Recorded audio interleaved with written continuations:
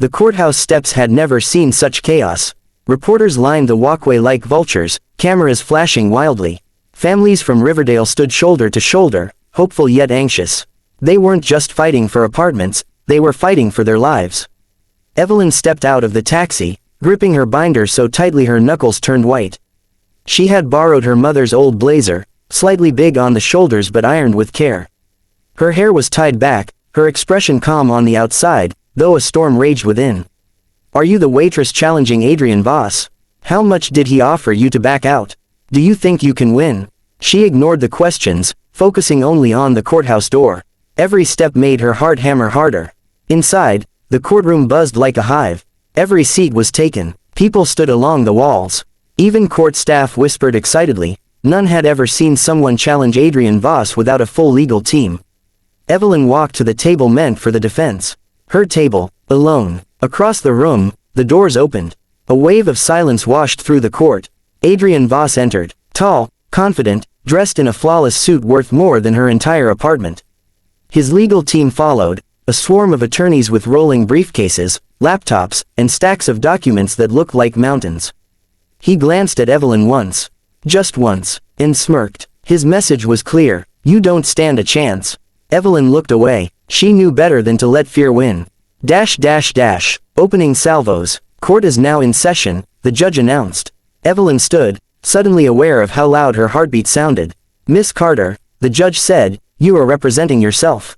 "Yes, Your Honor," one of Voss's attorneys muttered, just loud enough for the courtroom to hear. "This will be quick." Evelyn's jaw tightened. She wasn't here to be quick, she was here to win. The judge nodded. "Proceed." Evelyn swallowed every bit of fear and stepped forward. "Your Honor," she began, "the demolition order for Riverdale housing is invalid. The contract unlawfully includes a conflict of interest clause that violates City Statute 14b. Several reporters leaned forward, pens scratched rapidly. "I will show that the Housing Board's approval was signed by Mr. Daniel Dawson, an employee of Voss Holdings, meaning the contract was approved by the same corporation that benefits from the demolition." A wave of murmurs rippled across the courtroom. The judge raised a brow, intrigued. Voss's lead attorney immediately stood. "Objection, Your Honor. These claims are baseless and show a lack of understanding of legal." Evelyn didn't let him finish. "Page 17, Your Honor," she said confidently. Paragraph 4, line 3. "The conflict clause is written in Mr. Dawson's handwriting." Gasps. Even Voss shifted slightly. The judge nodded. "Let me see the document." Evelyn handed over the original copy, the one the assistant dropped. Her hands shook slightly, but her voice remained steady. The judge examined it. His eyebrows slowly rose. "Mr. Voss," he said, "is this accurate?" For a moment, only silence. Then the billionaire spoke. "Your Honor, my legal team will address the suggestion." But the judge already looked suspicious. Evelyn's fire. The next hour felt like a battlefield. Voss's attorneys tried every tactic, questioning her education, belittling her experience, attacking her credibility. "You're a waitress," one lawyer scoffed. "This is out of your depth," another said. But Evelyn didn't break. Every question they asked, she answered clearly. Every accusation they threw, she deflected with facts. Her binder, filled with sleepless night research, became her greatest weapon. Finally, the judge turned to her again. "Miss Carter, do you have further evidence?" "Yes, Your Honor." She lifted a stack of papers. "These are sworn statements from Riverdale residents proving they were never notified of the demolition, another violation. And this," she continued, holding up another page, "is a financial tie between Mr. Dawson and Voss Holdings. A direct conflict." The courtroom erupted again. Voss's attorney slammed a hand on the table. "This is outrageous. She obtained those illegally." "I did not," Evelyn replied calmly. "They're public records. You just never expected anyone to look." The judge almost smiled. Voss's jaw twitched. He wasn't used to losing ground, especially not to someone with no law degree.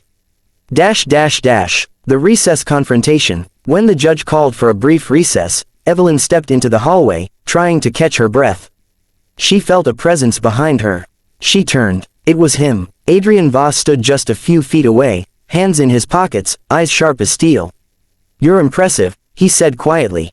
"But naive." Evelyn didn't respond. "You think a loophole will stop me?" He continued. "I've built an empire on closing loopholes." She held his gaze. You also build it assuming no one would dare challenge you.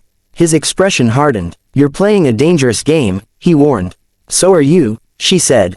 You just finally got caught. For a moment, the powerful billionaire said nothing. His silence felt like thunder. Then he stepped back and smiled, the kind of smile that didn't reach his eyes.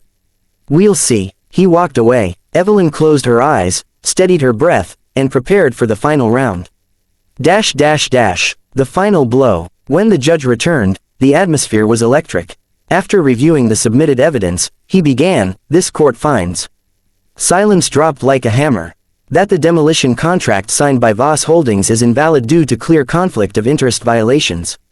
People from Riverdale gasped. Some cried. Therefore, the judge continued, the demolition project is halted effective immediately.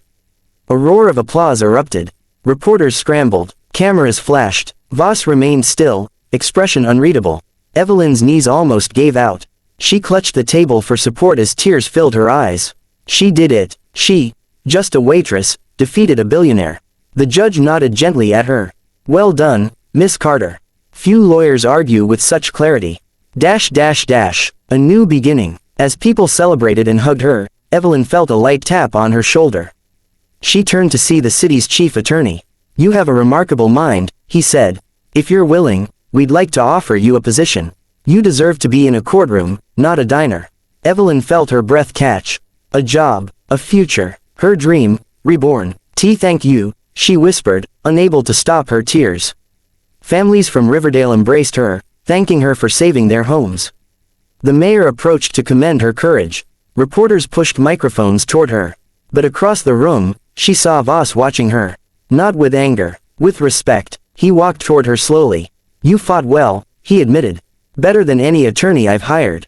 She didn't respond. You won today, he continued. And perhaps, you deserve that win. A long pause. Maybe one day, he said softly, we'll work together instead of against each other. Evelyn held her binder to her chest. Maybe, she replied, but only if justice is on the table. For the first time, Adrian Voss smiled, genuine and quiet. Evelyn walked out of the courtroom with hundreds of people cheering her name. She entered as a waitress. She left as Evelyn Carter, the woman who defeated a billionaire armed only with a binder and bravery. And this was only the beginning of her story. No lawyer dared challenge the billionaire, until a waitress read the fine print.